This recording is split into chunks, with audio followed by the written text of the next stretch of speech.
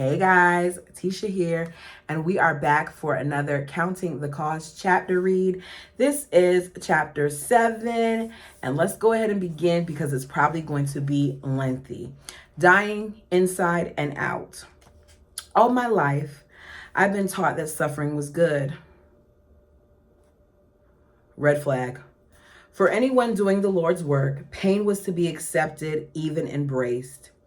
Many are the afflictions of the righteous, I was told often by my parents, quoting Psalms 34:19. My goodness, if they will not use some stuff out of context, boy, they are really good at using things out of context within the part of their religion that they study. But the Lord delivereth him out of them all, and I believe them. When people criticized us in the press, it was a sign that the ministry was working.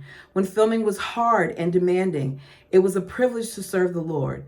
Even when it felt like the whole world was peering at us through paparazzi lenses, there was a voice inside me saying, "Tough it out, Jill. This is what it means to serve God." As my final weeks of pregnancy became a regular roll call of aches and pains and reflux and insomnia and swollen ankles and everything else besides, I smiled. Tough it out, Jill. This is what it means to be a mama.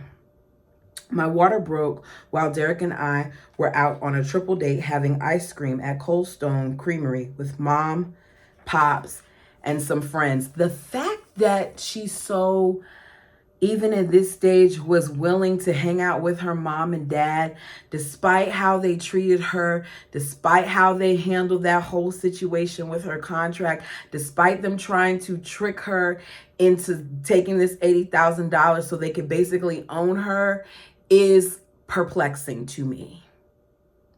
She was so deep in this religious hole that even now, with the things that are coming up, the little flags here left and right, she's still not seeing it.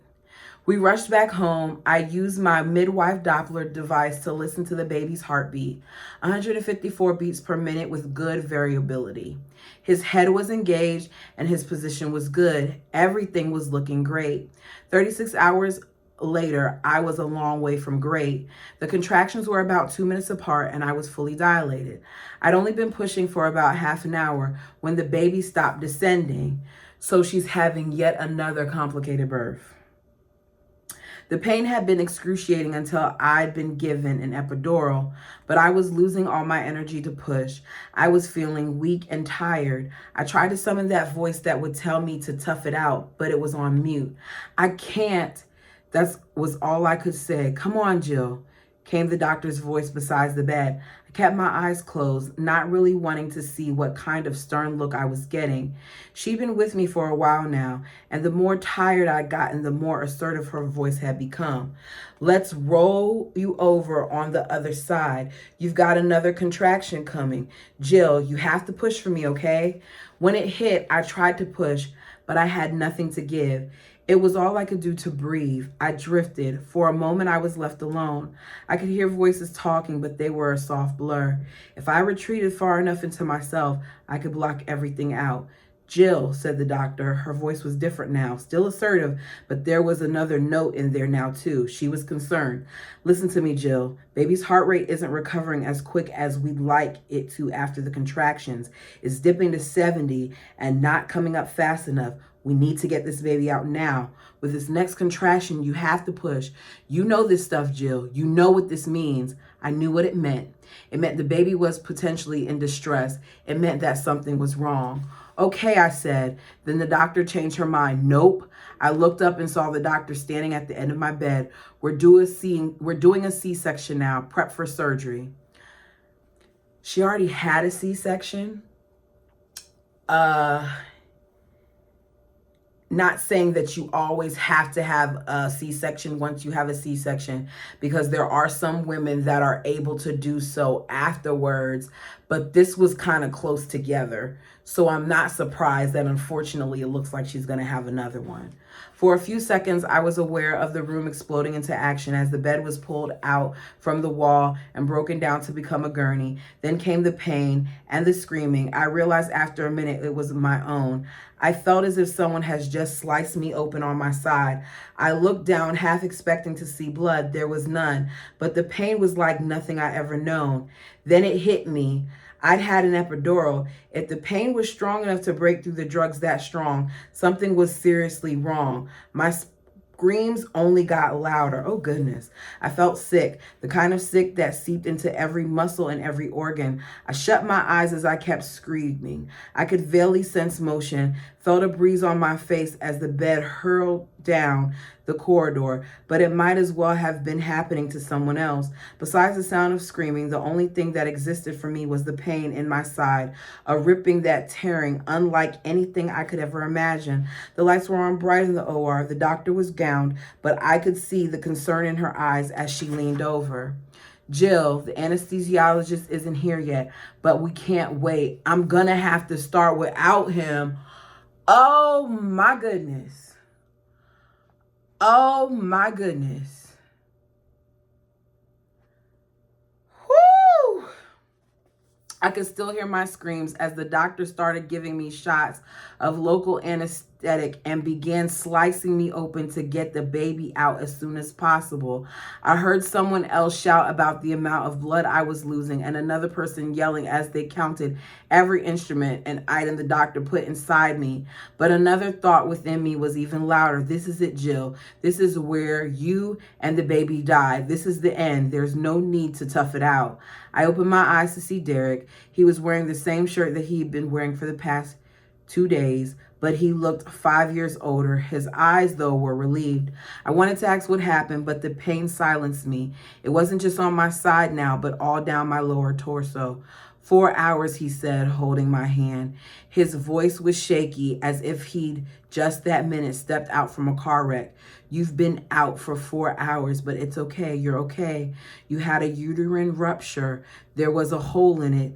It was as big as my fist. You lost a lot of blood too, about half of your total blood volume, but they gave you a transfusion and they were able to keep your uterus. Goodness gracious, this girl can't get a break. You're going to be okay, Jill. They saved your life, Derek said with tears in his eyes. The baby's okay, Jill. They had to take him to a different hospital, but he's in the NICU there. For all the pain, the ache of my baby not being at my side was the worst. I trusted the decision the staff had taken to transfer him to a better NICU. But I wanted to hold my baby. I needed to hold him, to feel him and care for him. Being separated like that was like they'd taken away my heart and lungs. I couldn't last as long with that kind of rupture within me. It was 4 days before I was released from my hospital and finally met my baby, whom we named Samuel. Face to face for the first time, the days that follow were all compressed into one big blur of nighttime pumpings and getting up and down to the NICU to feed and hold Samuel. My mom was with me all the time, and she made sure Derek and I were taken care of. Derek had gotten some video of the birth, but I couldn't watch it. Samuel had been unresponsive at birth. He'd been oxygen deprived for a little while during the rupture and swallowed some, I know that word, I can't say it though, meconium.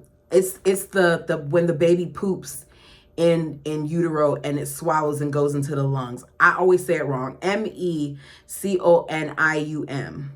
When he came out, he had been limp in the nurse's hands. When I finally got to hold him in the NICU, I experienced the slow, dawning realization of just how close Samuel and I had both come to death. That's true, because they can die from that, from aspirating that. They can pass from it. Samuel made some improvement in the NICU, but there were still enough concerns about what he'd been through for him to be sent for a scan. It revealed signs of bleeding on the brain. There's nothing we can do now about it right now, a doctor told us as we sat beside the ultraviolet glow of Samuel's incubator. All we can do is follow up with another scan in a few months to see how he's healing. It's only then that we'll be able to begin to understand whether there's any damage to the brain. It was a shock to hear this, but there was nothing we could do but accept it. Our entire world had been shaken by the birth. Everything was in the air. There was no guarantees for whatever was to come next. There's a picture here of Michelle with Jill at the hospital following Samuel's birth in July of 2017. I don't really understand Michelle because part of me gets mad at her, but part of me had always felt like she was a loving mother, but I just don't know how to take Michelle. After a total of 9 days in the NICU, we were released to go home with several follow-up appointments scheduled in the coming days and weeks. My world was small in those days, with room for me to only focus on Samuel, Derek, and Israel.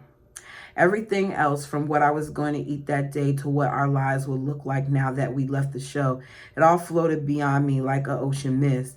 And that was okay, thanks to my mom, Jessa, Jana, Anna, Joy, my other little sisters, my grandma Mary, Aunt Deanna, lots of friends from our church, Derek's brother, Dan and his wife, Dina, and Derek's mom, Kathy. I could forget about food and laundry and everything else entirely. I appreciated their love and support more than I ever thought possible. But even when life was as fragile as it was those days, the show had... The show still had a way of casting its cold, dark shadow over us. Excuse me. Derek stepped out from the NICU one afternoon to see Pops there, talking with some of the staff. Derek was confused, as with hospital protocol only allowing a limited number of slots on our unsupervised visitors list, we'd not given Pops permission to visit. Thanks to the show, however, everyone knew who Pops was. That's not right. Don't have that man come in here just because you know him. If he's not on the list, he don't get special privileges. When he come for a visit, he'd been invited inside without hesitation. We were on better terms with Pops at the time, but still cautious around him. Nevertheless, Derek didn't make a big deal of Pops charming his way in as a visitor and chatted with him about Samuel's progress. A lot of people are asking about him, said Pops, holding his phone so Derek could glance at it. There was a text message that just had come from Chad, who was still working with Pops. Get me a picture of that baby. And with an exclamation point. So the father is still being cunning and conniving and deceiving. And he wasn't there to really check on his grandchild or his daughter. He was there to get a picture of the baby. Derek was fuming. He took out his phone and messaged Chad soon after. Please do not ask other people for pictures of my children. It makes me uncomfortable. Thank you. Chad responded 5 minutes later. I haven't asked anyone for pictures of your children. I have no idea what you're talking about. Samuel still needed oxygen when he was 9 days old, but there was no need for him to be in an incubator or even in the NICU, so they sent him home with a little oxygen tank and a nasal tube. It was a relief, and with the sun shining and all four of us Dillards finally able to sleep under the same roof and eat around the same table, it felt like life was starting over. I knew the healing would take time, but people were kind and supportive and made sure that I didn't do anything that put too much of a strain on me. I was especially grateful that Mom had taken me for the traditional pre-birth manicure and pedicure that she tries to do for all of us girls before we have a baby. I was in the middle of my postpartum period, cocooned away at home and still on painkillers as my C-section wound was knitting itself together, but looking at my nice nails made me smile. It reminded me that I had good people out there who loved and cared for me. I was so grateful to Mom and everyone who was helping, but I noticed that Derek was feeling pretty drained. He'd just been through a long period of shuttling between home and various hospitals, and then of looking after Israel, worrying about me and Samuel, all while still feeling stunned and shocked by the birth itself. He needed a break. My younger brother Joseph was getting married, and his bachelor party was out on Beaver Lake. It was just a few days after our return home from the hospital. Derek had grown up on the same lake, and if ever there was a time for him to take the day off and enjoy some male company, this was it. The only drawback was that it was going to be filmed. We weren't opposed to Derek being on camera, though we really didn't know how it would feel to be there around everyone in light of us leaving the show. We had no regrets at all about leaving the show, but we were realistic about the place that filming had in Duggar family life. If we were going to see my family, we knew most of the time we would have to deal with the cameras being present. We talked and prayed about it a lot, reached a place where we felt good and peaceful about being at the bachelor party. But with Samuel and I not being filmed, it felt like we would be gaining back control. Derek's mom took Israel. We headed over to the lake. We intentionally got there late after they filmed a lot of what they needed. I sat on the dock in the shade, far behind the film crew. It was good to see Derek having fun, water skiing and just hanging out like he had often done with his family growing up, and the sound of his laughter was better than any painkiller. Marrying to the Duggar family had cost him more than I think either of us could have imagined, but it wasn't as if my family was all bad. Far from it. Derek was loved by so many of my brothers and sisters, and it was important to remember that. That day on the lake was the first time I'd seen the crew since leaving the show, and it was good to know that there were no hard feelings. We talked a little and joked about the guys on their water skis. I introduced them to Samuel, but saw the way some of them did a double take when they saw the little oxygen tube running underneath his nose. How's he doing? He's doing great. Just needs a little oxygen right now, but he's doing great. I knew that I was deliberately holding back the full story, not because I didn't trust the crew, but because the story was still so unformed. We didn't know the extent of any brain damage and had no idea of what Samuel's future would look like. There was a chance that he'd have significant learning disabilities, but there was no way of telling now. So Derek and I decided that we would keep things to ourselves for now, at least until we knew more and could make a better decision. That's right, protect your baby. We were going to protect him. I was going to give Samuel what I didn't have myself when I was younger. Good. With Samuel, we prepared for the long haul. We've been told that it would take 1.5 years at least for any developmental problems to start to emerge, maybe even longer. But the scan that was booked for when he reached 3 months still felt significant, and we drove the 3 hours to Little Rock that fall, hoping that nothing dramatic would show up. That evening, after Samuel's MRI, just after we made it back home, my phone rang. It was the neurologist. We've been told that it would likely take a few days before the report would be sent over from the radiologist to the neurologist to read, and they'd call us with the results, so we weren't expecting a call yet. Doctor, I said, putting the neurologist on speaker. I wanted to call you all myself as soon as I read the report, she said. I don't get to make these calls very often. What I've seen on the scans is a miracle. Y'all, when I hear certain words, it just gets me. There's no lasting damage at all. I let out a cry of amazement. Derek was quiet with shock. Usually I expect to see some scarring after a bleed like that, but on Samuel's scans, there's nothing. Everything is healed. That doesn't mean he won't have lasting issues. We're still going to want to evaluate him every 3 months until he's around 2 years old. But if he gets to that point and he's walking and talking and doing all the things we expect him to be doing by then, we won't need to see him anymore. It was like we'd been released from death row. The air tasted sweeter and the sky looked bigger. The future felt brighter and more hopeful than it had for months. Oh, yes, girl. That's good news. I'm so happy they got good news. Our application to go back on the mission field was still on hold until we could get the official release from the show, but our desire to serve overseas was just as strong as ever. Derek had decided to enroll in a 1-year ministry residency program, partially funded and ran by our church. We figured it would give us something to do during the time that we were waiting and would add more ministry skills, seminary hours, ministry licensures, and experience that would be valuable in the future. As a bonus, the school offered housing, which meant we could finally have our own space and put a little more physical distance between us and the family. Good. A month after Samuel had been born, we moved out into the church rental duplex 30 minutes away from the big house. I've been unable to lift anything, but thankfully my family was still there to help. The army of the Duggar siblings and Derek packed us up and moved all of our stuff. Since our return from El Salvador, we've been living in a house that Grandma Duggar owned, a 4,400 square foot, 2-story home set on 1.5 acres with farmland views. Our new place was a 1970s 2-bed, 2-bath duplex that had a hornet's nest by the back step, occasional visits from garter snakes and mice in the kitchen. But despite the infestations, we were happy in the new house. There were other ministry students nearby. I got a question. Did he make sure that the grandma got a good property?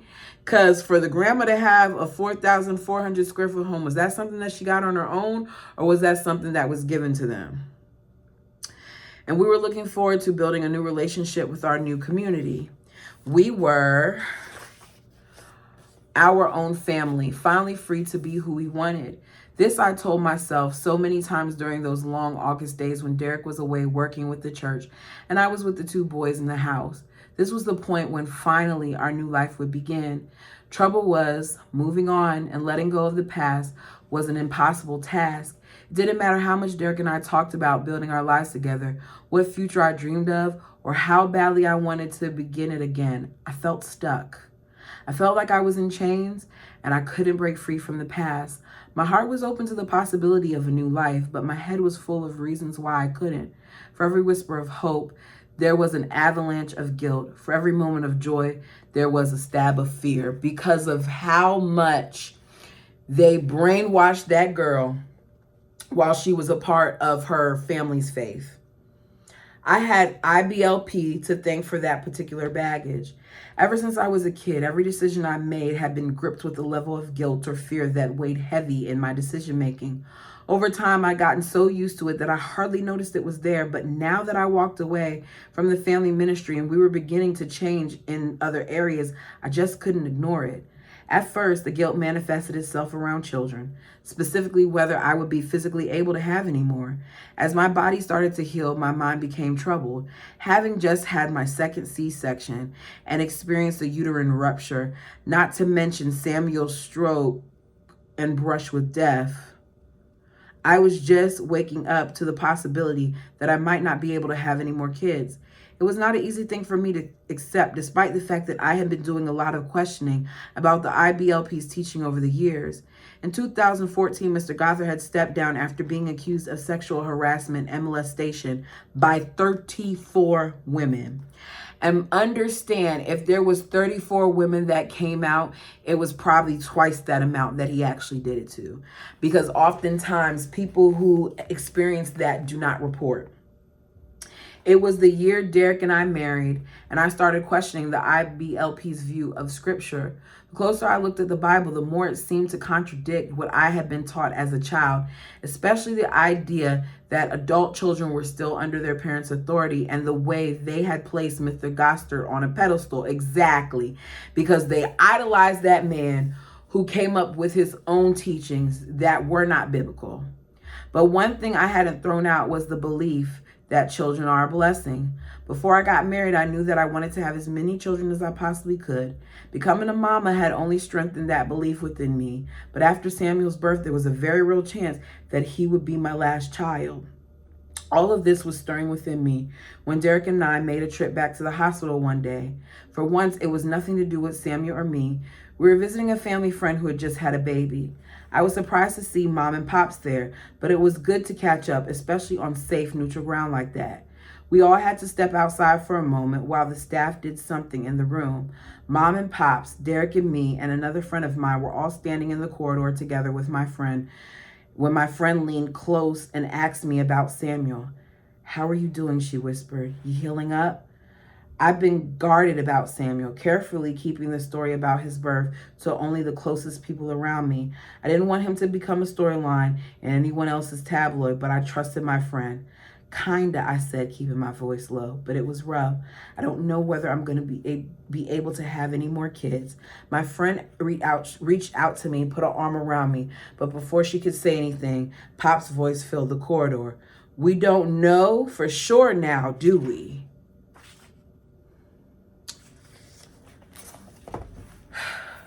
She's having a moment with her friend, and her father interjects yet again. I turned. He was looking right at me, smiling. He meant well, I guess, but in that moment I was mad. "You should have been." I wanted to ask him why he thought he had the right to comment about my uterus, but I bit the words back. I wish she would have. Because with people like that, you got to shut them down. You got to. Because they can't take it. See, he can't give actual scripture. What he does is he quotes what Bill Gothard has said and this little bit of scripture that he knows without giving the full context of it. The moment passed, and I doubt that either my friend or Pops would even remember it, but I did. It was triggering. It hit a nerve in me, invalidated my feelings, and pressed on the bruise of my guilt, a bruise that had formed after Israel's birth. Even though contraceptives were generally not allowed in the IBLP, I used birth control after having the C-section with him, knowing that all medical advice recommended not getting pregnant for about 8 months after the operation. Even though Derek and I had prayed about it, even though we had agreed as a couple it wasn't wrong for us to use non-abortive contraception, we knew we were making healthy choices that didn't lessen the guilt that I felt because it went against the way I was raised. Yet it was a decision that had caused me no end of guilt, and I'd kept it a secret from nearly everyone apart from Derek. Now, after Samuel, not getting pregnant wasn't a matter of choice. There was a chance that perhaps my body simply wouldn't be able to sustain another pregnancy, that I would never be able to give birth again. It was earth-shattering, and the prospect left me traumatized. Also, the fearful thoughts began. I've always imagined myself having a ton of kids, but what would my life look like if I could only have 2 children? Do I really believe what I was taught? That even if the doctors told me not to, a godly woman should question the doctor's opinion and be willing to try for more kids in most cases and trust that God would protect her. I'd always been taught that most people who were saying they'd stopped having children on the advice of their doctor were using it as a cop-out. IBLP's view was that a lot of people with small families were basically lazy, feeling overwhelmed, stressed out, or like they couldn't cope with having more kids was no excuse. So this, I gotta say it. So this organization felt like it was lazy of people to not have more kids, but it was okay for people to have out a whole bunch of kids that have to eat something like, I don't know, tater tot casserole every night or bean sandwiches because they can't afford to provide healthier meals for their families. But that's not a problem. Okay. In fact, the only acceptable approach to the matter was to leave the decision up to God and trust that he would provide the grace required to cope. Anyone who wasn't coping just wasn't relying on God fully enough. What if old friends started to ask questions and notice the gap between our kids? What if they figured out we were using contraception or guessed that something might be wrong? It turns out that living with fearful thoughts is a lot like living with the hornets and garter snakes. Once they find a way in, you can block as many holes as you like, but the struggle to keep them out will require constant vigilance. And when they do get in, which they will, the memory of all those previous attacks will make whatever you're facing so much worse. I used to think I might not be able to handle all the kids God gave me. Was this his way of answering that? I felt conflicted. I was devastated at the thought of not being able to have more kids, and I felt like my fertility had been robbed from me. But also, dare I say it, I was somewhat relieved. The devastation far outweighed the relief, but there was a small part of me that appreciated the excuse of not having to go through zillions of pregnancies and deliveries. I always liked getting to the stage where I could feel the baby move and listen to the heartbeat, but with both boys, my first trimester had been rough, leaving me bedridden with nausea. My inward critic told me not to feel sorry for myself. I knew that others outside the insular worlds I grew up in wouldn't understand this conflict. They might even tell me to just be happy with the 2 kids I had. But in my world, big families were everywhere.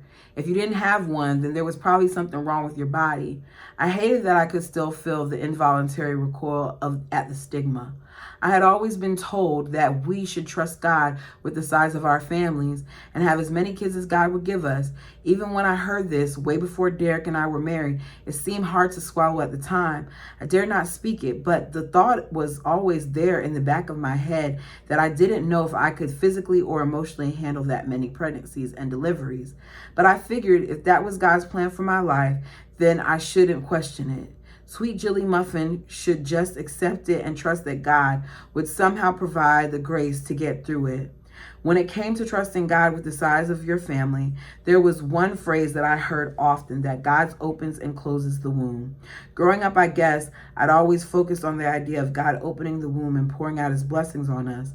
I liked that idea a lot, but now it felt like God was closing me up. I wasn't so sure I was okay with that. What if trusting God doesn't only mean trusting him with more kids than I feel I'm able to handle? What if it means being content with only having 2 kids? That was never part of my plan. At some point, I started to try and tune out the anxiety. My feelings on the matter were so complicated, and I knew I had a whole lot of sorting out to do.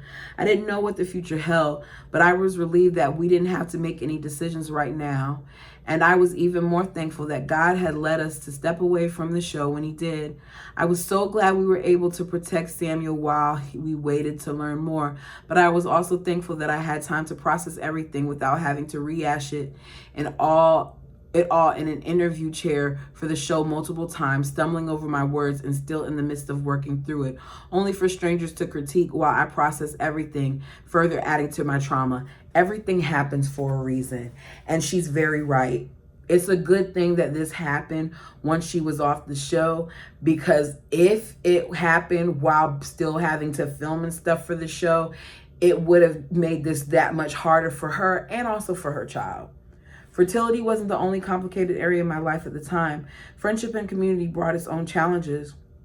Derek was out most days working in international college ministry on the University of Arkansas campus, or at the church taking classes as a part of the ministry program, keeping the car with him. The other young families from the church lived nearby, but I still felt lonely and isolated. We were just 30 minutes away from the big house, but my siblings didn't come by a whole lot. I still wanted to hang out, and I'd seen them from time to time if I made my way over there and hung out for a while, but it was just to be around them and pretend like everything was all good. Why didn't they come to see them? Were they forbidden to come to see them? Because you would think that they would go and see them, especially since they knew their sister had been through a lot. They were living the life I used to live, and I had chosen to move on. Sometimes it was a hard reality to be faced with. I wanted to reach out to the people beyond my family, to sit and talk just like I've been able to do with the moms down in El Salvador, but it was different. Down in El Salvador, there was no risk in me talking with other moms about the dangers I was facing.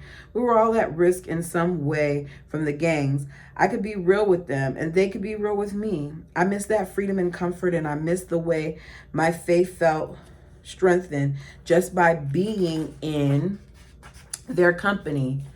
Down there, the women in the church, like the pastor's wife, Maria, were like giants, trusting God in the face of so much adversity. They were like big sisters to me, and I missed them so much. Back in Arkansas, there was no way I could talk about my fear, and my faith was feeling shaken. All the times I've been warned not to stir up contention among the brethren had left their mark on me. I was hardwired not to be critical of my parents to anybody, not my siblings, not my pastor, and certainly not my friends. The thought of doing that nauseated me. So she was bound for a good portion of her life, because at this time, I think she was in her late 20s, and she was still going through this. From the guilt, the fear grew. The spotlight that show had placed on our family meant that people were always assuming things about us or itching to be the first to report anything negative. I could see it in people's eyes, hear it in their questions. Do you miss the show? I guess you got a ton of babysitters on hand with your family living around here. Are there any new courtships happening in the new season? Even something as simple as, how are your parents? Tell them we say, hey, felt dangerous. Every interaction with someone outside the family had me on alert, just like it had me since the early days of the show, when we'd have to remind people not to post anything on social media if they've been around us while we were filming. A few times stories had leaked about the upcoming weddings or relationships, and we spent time trying to figure out who leaked the info.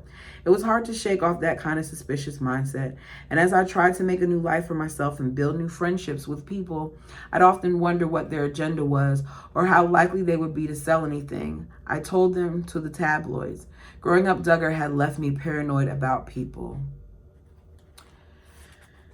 She was robbed. She was. Remember, Pops would say again and again, whenever we are talking about the show, other people don't really understand and they might be jealous. Let's not talk about this with anybody else. I have been trained to keep all interactions with people outside the show as light and superficial as possible. Even when there were no cameras, if there were among people who were not immediate family, I was playing my role. I'd smile, keep everything positive, just like I did when we were filming.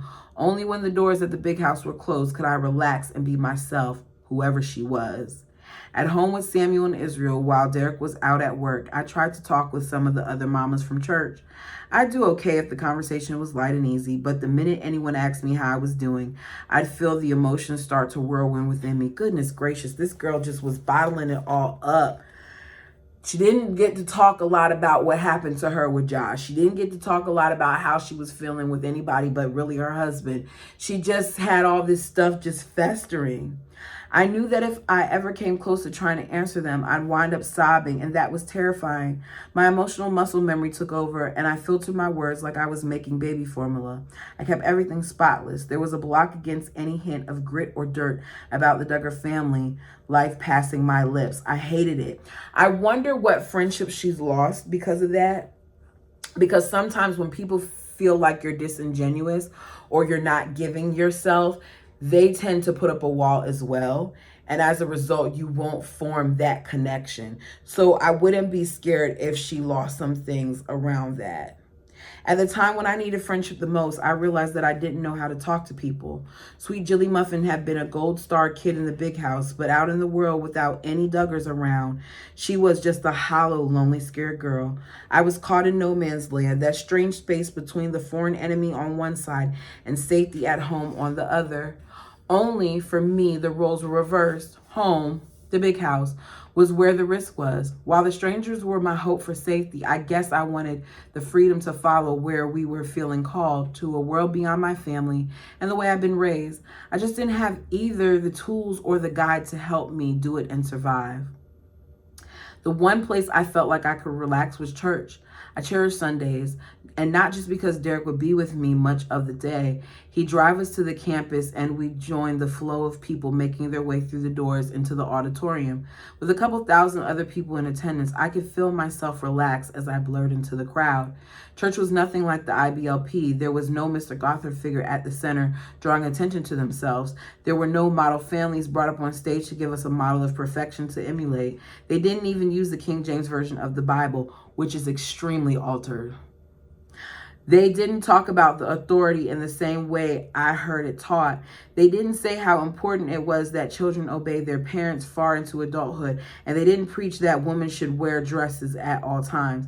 Instead, they talked about Jesus' love and grace. They still talked about God's holiness, justice, and our need for sanctification, but it was different than many of the rules I've been taught in IBLP.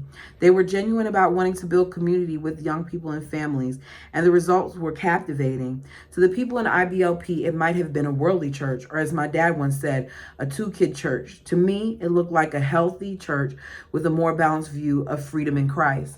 I know that no church is perfect, but I wasn't looking for perfection. I spent a lot of time studying people there, not so that I could start following them. I just was aware of the contrast. IBLP families tend to dress, speak, and smile the same, but in our new church, there was a big range of people and behaviors to observe. A few of the older men might wear ties, but most people dressed like they were just heading out to the mall. A bunch of men and women had tattoos, and women of all ages, including my pastor's wife, wore pants. Now, in my old faith, you didn't see a bunch of tattoos and stuff, and you certainly didn't see a lot of women wearing pants. So I could see why these are things that she noticed. But nobody looked like they were doing any of this out of rebellion or to particularly draw attention to themselves. In fact, me sitting there in my ankle-length skirt and covered shoulders made me stand out way more than anyone else. Derek, I said one Sunday afternoon when we got back from church and the boys were both taking a nap, "What do you think about pants?" He was watching a replay of an OSU game, so all I got was a huh. "Do you think that it makes guys think bad thoughts?" "What?" "Women wearing pants. I was always taught it was a sin." He pressed pause. "Well, no, I don't think it is. But Deuteronomy 22:5, he looked blank. "The women shall not wear that which pertaineth unto a man, neither shall a man put on a woman's garment. For all that do so are an abomination unto the Lord thy God. Remember what I told y'all in the earlier chapter. If you think back to what they were wearing in biblical days, men and women were wearing the same kind of clothes. Maybe not the same underwear, but they were wearing the same kind of clothes. Growing up, I was always told this verse meant that women shouldn't wear pants because they were originally designed for men, and men shouldn't wear skirts because they were women's clothing. Someone scored and he zoned out for a moment. Well, maybe these days skirts are women's clothing, but back in the culture, men wear robes, which were basically skirts. Exactly. Seeing a woman wearing pants doesn't make me have bad thoughts. That's just because you're used to it. But what about James 4:17? To him who knows what to and does it not, to him is sin. My parents would say that because I've been taught the dangers of dressing immodestly and wearing pants, that it would be basically sinful for me because I know better. They say I would be lowering my standards. Are we talking about personal convictions or hard line sin issues? Because there's a difference. If it's a hard line sin issue, then it would be a sin for everyone. The discussion was over and Derek went back to his highlights. I kind of agree with him about the rule belonging to another culture, but I was kind of annoyed with him as well. It wasn't fair, but somewhere deep inside of me, there was a part that Derek wanted to tell me that pants were wrong, just like Pops always had. Give me 1 second.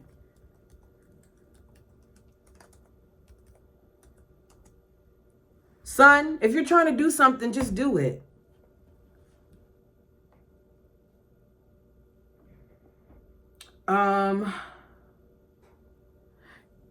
Growing up, having the world divided into thou shalls and thou shalt nots by Pops or IBLP ideology made life appear easier. I had grown up believing that if I just followed the rules, I would be okay.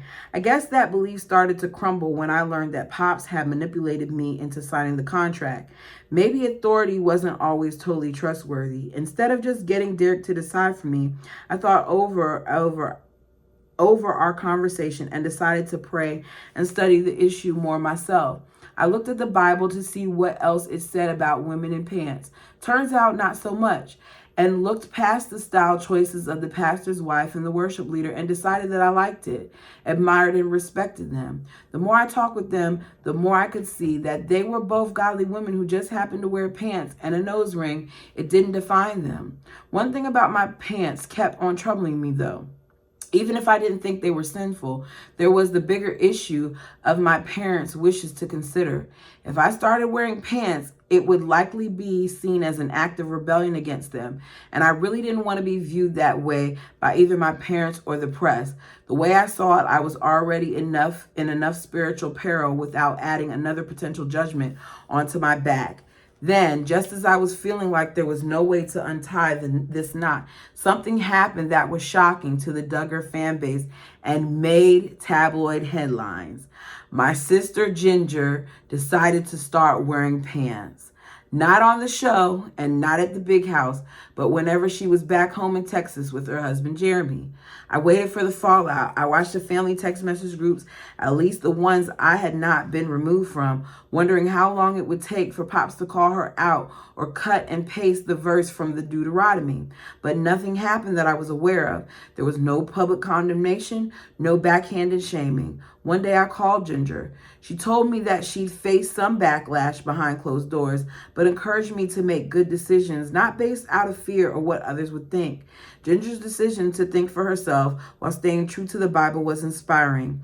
Derek and me trying to figure out what we believe together. Ooh, y'all, I just dropped the page. In other areas too was difficult, but confronting. All my life, I followed the IBLP teaching that drinking alcohol was a sin.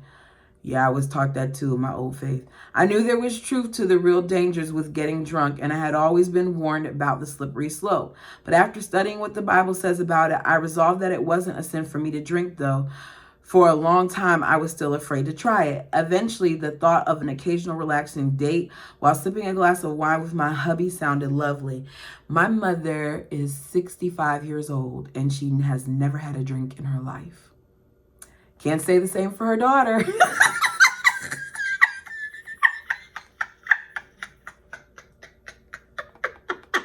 I'm just being honest. After long conversations with Derek and setting some clear, healthy boundaries ahead of time for ourselves, I was nervously excited when Derek brought back a bottle of wine to accompany our in-home date night one evening. But I didn't like it. It made my mouth feel like it had just been disinfected. I was kind of disappointed. He probably didn't get you something sweet. When Samuel's oxygen tank was no longer needed and I was finally feeling like I was fully healed, we decided to celebrate with our first big family day out. It was just Derek and the boys and me, plus Kathy and her husband Ronnie and Derek's brother and his wife. There was only one place I wanted to go, a theme park in Branson, Missouri called Silver Dollar City. Growing up, I always got excited when I heard that we were going to Silver Dollar City. From the moment we woke up and all throughout the 2-hour drive there, my siblings and I would talk about which rides we were going to tackle first and how we get on the American Plunge. We drive back happy, exhausted, and grateful for the small fortune it had cost our parents to take us there. On the fall morning that we were due to go, I felt different. The excitement was there, but there were also some nerves. I decided that since it was going to be cold and I'd be on the rides, it wasn't the day for dresses. I picked out a pair of leggings and put leggings that I sometimes wore under a skirt. I found a long t-shirt that covered my butt and a coat that covered the t-shirt. I decided this was the day that I would first wear pants. But now that I had them on, I just felt wrong. Even without the guilt and the fear, I felt like nothing was going to look good on my post-pregnancy breastfeeding body. What do you think? I asked Derek just before his mom arrived. It's fine, he said, checking his watch. No, I'm wearing pants, Derek. He paused and looked at me. You looked great. And it's practical too. You'll be fine. We arrived at the park and I tried to breathe deep and not think about anything but the rides. Israel was just big enough to go on the smaller ones, and it was fun watching him get all excited and wide-eyed as we walked around, him skipping on ahead, me with my coat belted tight. I was just starting to relax a little when someone came up and asked me for a picture. This happened a lot, and I'd always said yes in the past, but now for a moment I wondered what it would be like to say no. But I didn't want to be that person, so I smiled, tried to pull my coat down as far as possible, and kind of hoped that it wouldn't end up getting tagged on Facebook.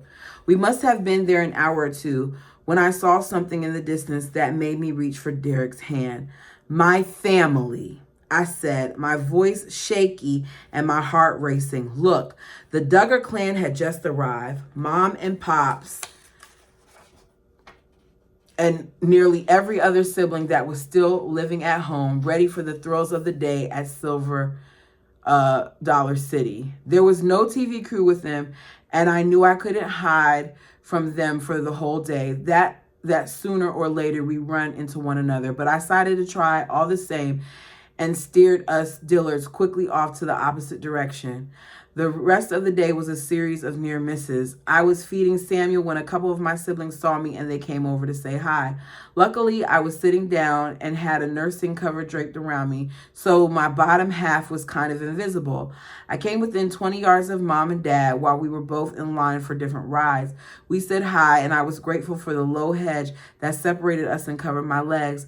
By the time we got in the car to drive home, I was way more exhausted than I ever been as a kid, because you're still trying to hide stuff. Just own it. Like your sister said, of all the days I could have decided to wear pants for the first time, I happened to have picked that one. I was so frustrated and wished the whole thing hadn't been such a big deal for me. I guess it was inevitable that the person who took the photo would post it on Facebook, that they would tag me, and that the various sites would pick it up, and that it would trigger one of the Google alerts that Pops had set up to monitor anything and everything posted about the family. From that point on, it was inevitable that he would say something to me. Jill, can I talk to you upstairs? It was a few days after that Silver Dollar trip, and I was over at the big house. Mom wasn't there, neither was Derek. I followed Pops up to him in Mom's bedroom, the scene where most of the serious conversations always took place. He looked calm, but there was an edge to his voice that made me nervous. Were you wearing pants the other day? Well, not exactly. My stomach felt like it was about to explode. They were leggings. So, yeah, kind of. I was 26, but Pops was looking at me like I was 12 again. Pop stood up and started pacing. Never a good sign. You know, Ginger called and talked with us about her decision before she started wearing pants. Why do they have to talk to them about it? She's grown. Don't try to guilt her into it because she didn't clue you in. The word stung. Even though she told me that they'd given her a hard time too, I felt like he was finding me guilty of a double sin, not just wearing pants, but failing to meet standards Ginger had set when she told them. Ginger took the time to go through the Bible and explain to us how she was feeling about it all. You know, Mom's got this book somewhere that talks a lot about clothing and modesty and what it does to men when they see women wearing pants and stuff. So maybe you should give that a read. He's still trying to manipulate the situation. And why should a woman feel like it's her fault if a man can't control himself? Let me tell you something. I have a cousin who is very top heavy and very bottom heavy. She's always been that way. But the difference is she got a banging waist, like her waist is cinched. And growing up, she was forced to always wear this oversized clothing because of how much how big her bottom was. Her pants are already oversized because of it, because she didn't get to wear a whole bunch of stretch pants. And then you add the fact that she gets an oversized shirt to the point where she developed a complex about it.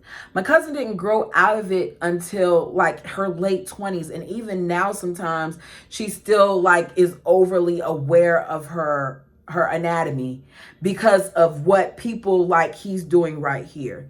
It is not any woman's fault that she attracts a certain attention, because guess what? No matter what a beautiful woman wears, a man's gonna notice, and a woman's gonna notice too. Because I don't even like women like that, and I'll be like, ooh, she look good. I'm just gonna be honest. Great, I said, wanting to get out of the room as soon as possible. Thank you, Pops. I took the book knowing that if I decided to read it, it likely wouldn't change anything. I cried when I got home. And isn't it interesting that he waited to do this when her husband wasn't there? I felt embarrassed, humiliated, even though nobody else had been in the room with us. Pops had told us ever since we were little that we needed to be able to stand up for our convictions, even if others disagreed. Why couldn't he see that by deciding to wear pants, I was just doing exactly what he had taught us? All my life, I've been trying to show respect to Pops, but when was he going to show the same to me? Good girl. Some people thought that I was just trying to prove something to my parents. Some people thought that I was deliberately rebelling. The truth is that I thought pants looked good and were comfortable to wear. I felt the same way about nose piercings too, which in many ways were even considered worse than pants, as they were an ungodly distraction. You know what? As this is going on, I gotta be honest. I worried about some of the things that my parents would think too. Piercings are a no-no in my mother's beliefs. And I got my belly button pierced when I was 18. And I went home that Christmas trying to cover it up. And I had on a tank top and she could see it. And if I didn't back up, she would have yanked it out. She went to grab it. And I hurried up and backed up. And I was afraid about that. I remember my tattoo. I tried to cover up my first tattoo. I didn't get my nose pierced until I turned 30. Because I had finally got to the point where I didn't care what anybody thought. When I was 18, I got my tongue pierced. And she called my father, who she at that time was no longer with for many, many years, to tell on me. So I got to be honest. I can't keep going hard on Jill when I have my own little issues. Taking a lesson from Ginger, I called Pops and Mom first. Pops' phone went to voicemail, which was a relief, and I kept my message as brief and as courteous as possible. Mom picked up, but aside from thanking me for letting her know, she didn't have much to say. The piercing itself was uneventful. The voicemail that was waiting for me from Pops when I got out, that was another thing altogether. He pleaded with me not to do it. He told me I was making a huge mistake. He begged me to think about how it was going to affect my little sisters. He said I was ruining my life. The words hurt, but the pain was eased a little when I spoke to Mom later. I'm so glad you did not answer his call, she said, her voice as loving as kind as ever. He wasn't in a good state of mind. From that point on, my relationship with Pops was nearly all hornets and garter snakes. It seemed to me that he's realizing that he's losing control of me. He texts verses reminding me to honor thy father and thy mother. And every conversation we had just heaped more guilt on me, leaving fear gripping my throat even tighter. Often he would text me and apologize, but the messages were often followed by more words condemning our actions or calling us out. He was rattled. His apologies felt insincere and invalid. Hardly a day would go by without some berated message from him, either directly or from one of my siblings, and it got so that I didn't want to talk to him anymore. Days after I had my nose pierced, he asked me to have a call with him and Mom. I told him no and put my feelings down in a text. Honestly, I don't really feel like talking when I feel like there might be a chance I'm just going to be verbally abused, manipulated, and emotionally hurt. It makes me want to shy away from any type of conversation. I don't want our relationship to be this way, Daddy. And I know we aren't always going to agree on everything, but we won't want to ask for counsel if we feel like we aren't going to be heard. And you are only going to attack us and insist that your view is the way we should see things too. We wouldn't ask you to agree, but only to listen. I love you, Daddy, and believe me, it hurts my heart to know that there would be any kind of disagreement, but life isn't cookie cutter. There will be differences. I just want to have a good relationship with you and Mama and our siblings, even if we aren't on the same page with things. We know you still have littles in the house, and that creates a different dynamic that you have to look out for them. But we don't want to feel like you have to turn against us, turn against each other either. Sorry. I know you will have to talk with them about differences and convictions, like the nose ring thing, but I do feel like you have a lot of control over how they view us. We love y'all and all of our siblings and families, and seek to honor the Lord and live in the right relationship with him and fellow believers. We also recognize that differences can be hard for you too, Daddy. We want to be considerate of that too, and show that despite our differences, we still love and respect you. Love you, Daddy. I don't know what I thought would happen. I guess I hope that Pops would give me a genuine apology. Not one that followed up with attacks or justifications. Maybe he let me explain to him about the pants and the nose ring and actually try to see things from our perspective. Maybe from this low point, we might even be able to finally form a relationship where he saw me as an adult, a mama of my own, not a kid to be disciplined and controlled. But none of that happened. Pops dug in. He hated the hunk of metal in my nose. He despised how I was dressing in ways that put sexual thoughts in guys' minds. Instead of his sweet jelly muffin, I was now a threat to the rest of his children and a threat to his authority. For me, the hornets buzzed louder. The snakes came closer. Fear and guilt, guilt and fear. At times, it was almost hard to breathe. So because she didn't give in, it seems like he cut her off. It's sad that that's what she went through. But I'm glad she finally stood up for herself and she did what she had to do. Now, one thing I will say, although my mother especially did not agree with some of the decisions that I made, one of the main ones is leaving the faith, she didn't disown me. She didn't stop loving me. She didn't cut me off. She still tries to sometimes say certain things like, when are you going to start coming back to church on Saturday? You're breaking the Sabbath and the things of that nature.